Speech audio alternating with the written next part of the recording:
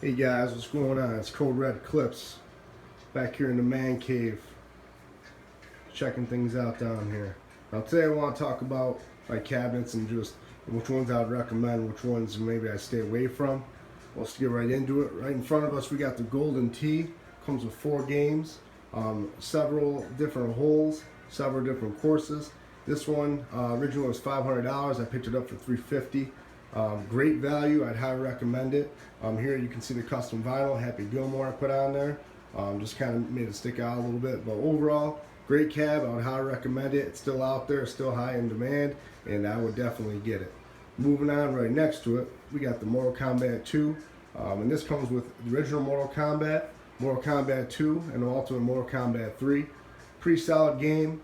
As you can see here, it's going through original Mortal Kombat. But the only thing I don't really care for in this game is the volume. It definitely could have done better with the sound on this.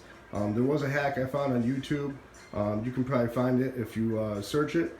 As far as changing the actual volume control settings where it's not so loud. Mortal Kombat 2 particularly, it would start popping if you hit each other at the same time. So that I did update. Nonetheless, the gameplay itself, the control is pretty good. It's a good amount of fun, very nostalgic, as Arcade 1-Up is going for with this game, as well as all their whole lineup.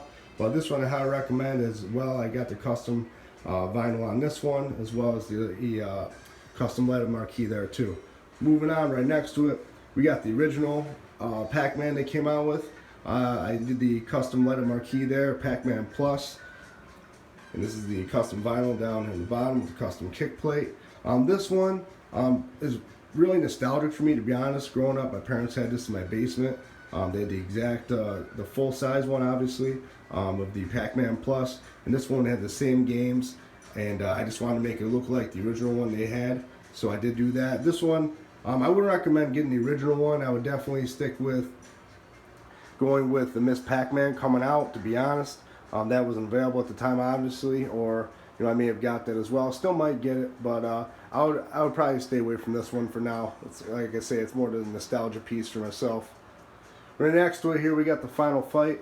This one comes with Final Fight, Ghost and Goblins, 1944, and Strider. This one I did pick up for $50. I was very lucky, got part of one of those deals. And this one, if it wasn't $50, to be honest with you, I wouldn't have picked it up. Really doesn't hold any special interest in my heart or anything like that. Final Fight's a pretty cool game, to be honest with you. I'd rather have Streets of Rage. I would probably get that cabinet if it came out. Next to it, this is my custom House of the Dead cabinet.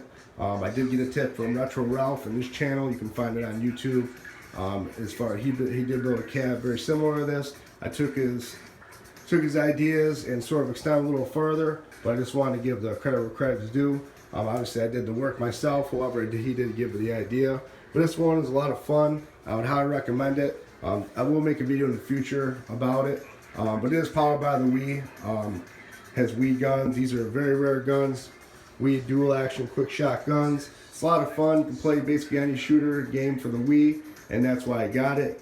As I can say, as you know, there's not many shooters out. Just came out with the Big Buck Hunter, which is going to be fun as well, but nothing like this. I don't know if it's going to have this build quality, but I would highly recommend building something like this. It's a lot of fun. Moving on, Ninja Turtles. This one I originally got because it was the first 4-player cab. Also, you'll notice custom vinyl, custom leaded marquee on this one as well. To be honest with you, I wouldn't recommend this one. Unless you're going to have people over all the time. The replayability is just not there. I mean, it's cool. It's very nostalgic.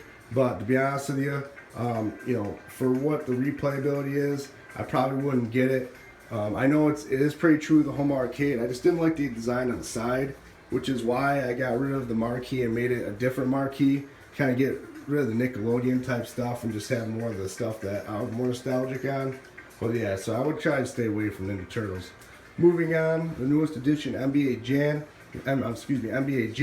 Now this cabinet I would highly recommend. I got the $500 bundle from GameStop. It looks awesome. Aside from the NBA logo on the side and the bottom. And I did make a previous video about the kick plate. You can look that up. Not too big on the plain kick plate. But the cab itself, design, I would say overall it's pretty cool. The light up deck protector could have been a little better, but it does work for, as it does light up the deck, and it is kind of cool. But the cab itself for $500, to be honest with you, replayability is phenomenal. The online play is kind of so-so. It's kind of hard to find people to play with, to be honest with you. I'm Codeman Jam on NBA Jam.